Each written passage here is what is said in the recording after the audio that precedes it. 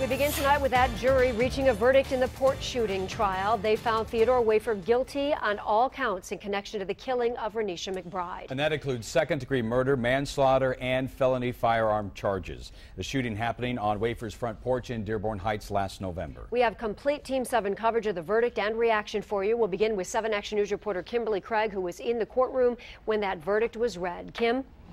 And security was tight inside the courtroom and outside the courthouse. And right now, Theodore Wafer is behind bars, and Renisha McBride's family says that's exactly where he belongs. Justice needs to be served.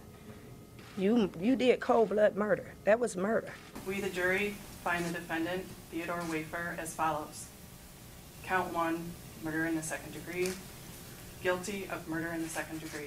The 55-year-old Dearborn Heights man did not show any emotion as the jury read their guilty verdicts. Count 2, manslaughter. Guilty of statutory manslaughter. Thank you. Thank you.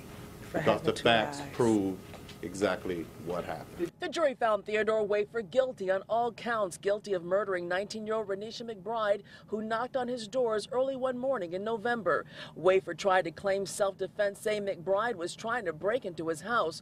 Prosecutors say Wafer was simply mad that his van had been paintballed and he didn't call 911 because he wanted to handle the situation himself. He said it. Yeah, he said it. He said he came to the door mad. He had loaded his gun weeks before. He was going to shoot the kids that paintballed his car, you know, so he had got loaded for them. So he was just waiting on something to happen.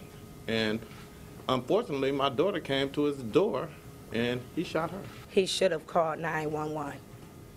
He should have called 911. One reporter asked the parents of Renisha McBride if they thought race played a role in their daughter's killing. They said no. That could have been anybody's kid. That could have been anybody's kid. You know, I think he was ready for whoever came to his door. He's where he's supposed to be. And Theodore Wafer will be sentenced on August 25th. Now, second-degree murder carries a penalty of any term of years up to life, and felony firearm alone carries a mandatory 2-year sentence. Now, Wafer right now is under arrest. He's in the custody of the Wayne County Sheriff. And coming up at 6 o'clock, you'll hear why Wafer's defense attorney says she doesn't want him at the Wayne County Jail. She says it has to do with his safety. We'll have that part of the story coming up for you at 6 o'clock. We'll see you then. All right, Kim, you know, sometimes jurors come out and talk about their decision afterwards. They chose not to today? That's correct. They chose not to. And we do want to also tell folks that there was really a total of 7.5 hours of deliberation. A lot of people expected it to be a little bit longer than that, but the prosecutors, and they really did lay out a very meticulous case. And I know a lot of people out there will be second-guessing these jurors, but you really have to be in that jury room, and you have to have listened with the intent that that jury did. And no one can really put themselves in their shoes, and only they know what they had to go through. Yeah, Back to you. well put, Kim. Okay. Thank you. Thank you. Our Team 7 coverage continues with 7 Action News reporter Kim Russell. She joins us live in Dearborn Heights where that shooting occurred. Kim, what is the reaction in that neighborhood tonight?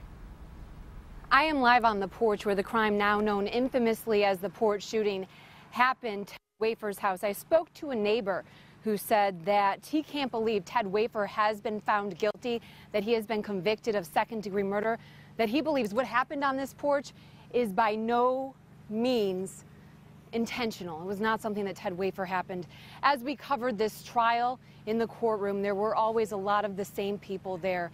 There was attorneys, there were reporters, there were relatives of Renisha McBride, and there was also a woman who just came there because it's a hobby. She enjoys watching trials. Her name is Dorothy Walker, and she tells me that she also came to believe that Ted Wafer was not guilty. She believes that after learning about what Renisha McBride did the night that she was killed, that she drank, did drugs, got in a car accident, and refused help at the car accident before walking miles to Ted Wafer's house, she became convinced that Renisha McBride was so out of control the night she died, Ted Wafer should not be held responsible for what happened. I feel bad for him because I feel like she took trouble to his door. Why would she go to his house for help? They had called the police, ambulance, everything for it. The lady offered her her phone. She wouldn't use it.